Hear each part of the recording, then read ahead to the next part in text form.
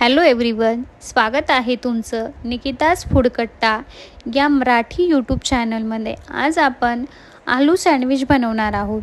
तर त्यासाठी सर्वप्रथम एका पॅनमध्ये तेल गरम करून घेऊयात.